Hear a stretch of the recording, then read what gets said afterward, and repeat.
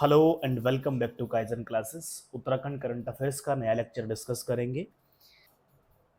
हम आज के करंट अफेयर्स को क्वेश्चंस की फॉर्म में आपके लिए लेकर के आए हैं। जैसे कि पहला सवाल है, चिंतन शिविर 2025 का आयोजन किस शहर में किया गया है।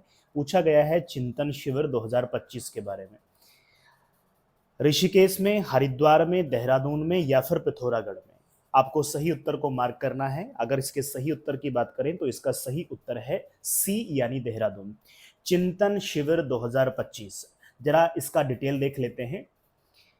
डिटेल पे बात करें तो केंद्र सरकार के सामाजिक न्याय अधिकारिता मंत्रालय द्वारा देहरादून उत्तराखंड में चिंतन शिविर 2025 का आयोजन किया गया है और ये 2 दिवसीय राष्ट्रीय सम्मेलन था। क्या उद्देश्य रहा इस चिंतन शिविर का? कल्याणकारी योजनाओं की समीक्षा करना, सही से काम हो रहा है या नहीं हो रहा है, जो फंड एलोकेट किया गया था उसका सही से यूटिलाइजेशन हो रहा है या नहीं हो रहा है। दूसरी बात करें तो राज्य और केंद्र के बीच में सहयोग और समन्वय को बढ़ाना है, उसको मजबूत करना है और सामाजिक न्याय को यानी सोशल जस्टिस को क्या करना है, उसको सशक्त करना है, उसको कंसोलिडेट करना है। नेक्स्ट सवाल की तरफ बढ़ते हैं। सवाल नंबर 2 कहता है अंतर्दृष्टि सेंसरी डार्क रूम। क्या कहता है? अंतर्दृष्टि सेंसरी डार्क रूम का शुभारंभ उत्तराखंड के किस संस्थान में किया गया है? ये नाम आपको याद रखना है, अंतर्दृष्टि सेंसरी डार्क रूम।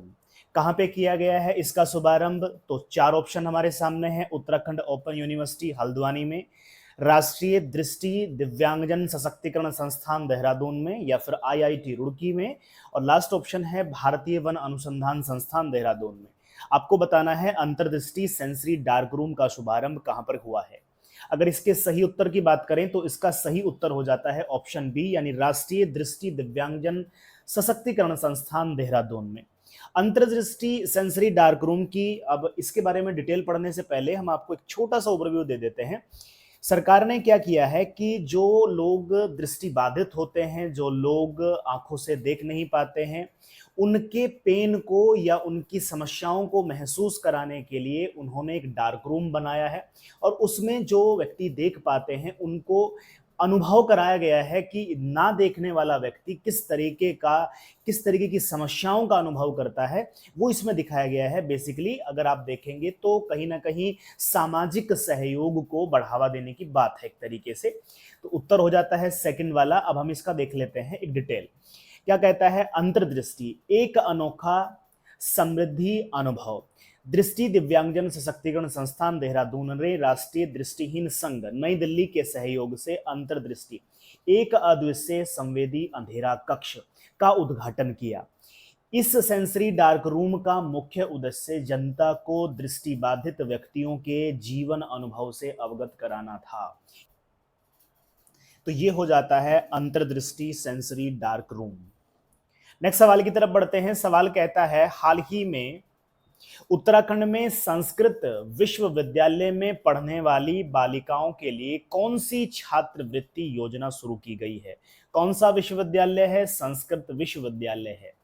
पहला है सावित्री संस्कृत छात्रवृत्ति योजना, दूसरा है गार्गी संस्कृत बालिका छात्रवृत्ति योजना, सरस्वती विद्या योजना या फिर महिला सारथी योजना। आपको बताना है कि कौन से प्रकार की छात्रवृत्ति योजना यहाँ पे शुरू की गई है संस्कृत विश्वविद्यालय में पढ़ने वाली बालिकाओं के लिए। सही उत्तर की बात करें तो सही उत्तर है सेकंड यानी बी ऑप्शन, गार्गी संस्कृत बालिका छात्रवृत्ति योजना। अब ये योजना क्या है ये देख लेते हैं। उत्तराखंड संस्कृत अकादमी ने पहली बार संस्कृत विद्यालयों में अध्ययनरत बालिकाओं के लिए गार्गी संस्कृत बालिका छात्रवृत्ति योजना की शुरुआत की है। क्या उद्देश्य है? इस योजना के अंतर्गत सभी वर्गों की छात्राओं को 3012 वार्षिक इतने रुपए की वार्षिक छात्रवृत्ति दी जाएगी। तो बेसिकली हमारे लिए शुरुआत हो जाती है, हमारे लिए यहाँ पे बात होती है कि संस्कृत विद्यालयों में पढ़ने वाली बालिकाओं को छात्रवृत्ति योजना जो शुरू की गई है वो किस नाम से शुरू हुई है? गार्गी संस्कृत बालिका छात्रवृत्ति योजना से। नेक्स्ट सवाल की तरफ बढ़ते हैं। सवाल कहता है उत्तराखंड में किस विश्वविद्यालय में सेंटर फॉर हिंदू स्टडीज की शुरुआत की जाएगी, जहां पर हिंदू संस्कृति व सभ्यता पर शोध कार्य होगा और उसमें शिक्षण किया जाएगा या फिर उसको पढ़ाया जाएगा। कहां पे होगा? सेंटर फॉर हिंदू स्टडीज की शुरुआत होगी, हिंदू संस्कृति और सभ्यता पर वहां पे शोध कार्य होगा और उस पर शिक्षण कार्य भी होगा। 4 ऑप्शन है, उत्तराखंड ओपन यूनिवर्सिटी, दून विश्वविद्यालय, श्रीनगर गढ़वाल विश्वविद्यालय, या फिर इसके बाद में नेक्स्ट ऑप्शन पे बात कर लेते हैं। नेक्स्ट ऑप्शन कहता है या फिर कुमाऊं विश्वविद्यालय। अगर हम इसमें सही ऑप्शन की बात करें तो सही ऑप्शन है दून विश्वविद्यालय। दून विश्वविद्यालय में इस सब के ऊपर काम होने वाला है। दून विश्वविद्यालय में सेंटर फॉर हिंदू स्टडीज स्थापित किया जाएगा, जिसका उद्देश्य क्या है? हिंदू सभ्यता एवं संस्कृति और दर्शन से जुड़े विषयों पर शिक्षण करना और शोध कार्य को प्रोत्साहन देना इसका सही उद्देश्य है। नेक्स्ट और लास्ट सवाल की तरफ बढ़ते हैं। हाल ही में उत्तराखंड के राज्यपाल द्वारा चैत्र नवरात्रि के अवसर पर किस चैटबॉट का शुभारंभ किया गया है? इस तरीके के सवाल, वन लाइनर जो सवाल होते हैं वो आपको आपकी परीक्षाओं में देखने को मिलते हैं उत्तराखंड स्पेशल से। तो बताना है चैत्र नवरात्रि के अवसर पर चैटबॉट का शुभारंभ राज्यपाल के द्वारा किया गया है। किस चैटबॉट का शुभारंभ वहां पे हुआ है? शक्ति संवाद चैटबॉट है, नारी जागृति चैटबॉट है, स्त्री संवादिनी चैटबॉट है, या गार्गी नारी शक्ति चैटबॉट है? 4 ऑप्शन आपके सामने हैं। वीडियो को आप पॉज करिए और सही उत्तर को मार्क करिए।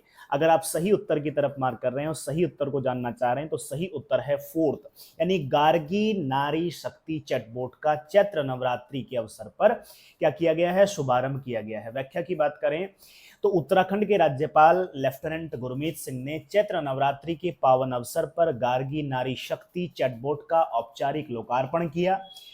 यह आर्टिफिशियल इंटेलिजेंस आधारित चैटबॉट है, जिसका उद्देश्य महिलाओं को डिजिटल माध्यम से क्या करना है? उनको एम्पावर करना है, उनको सशक्त करना है।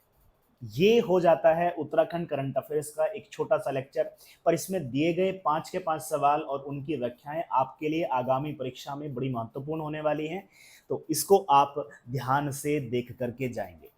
चलिए मिलेंगे नेक्स्ट वीडियो में, तब तक के लिए धन्यवाद।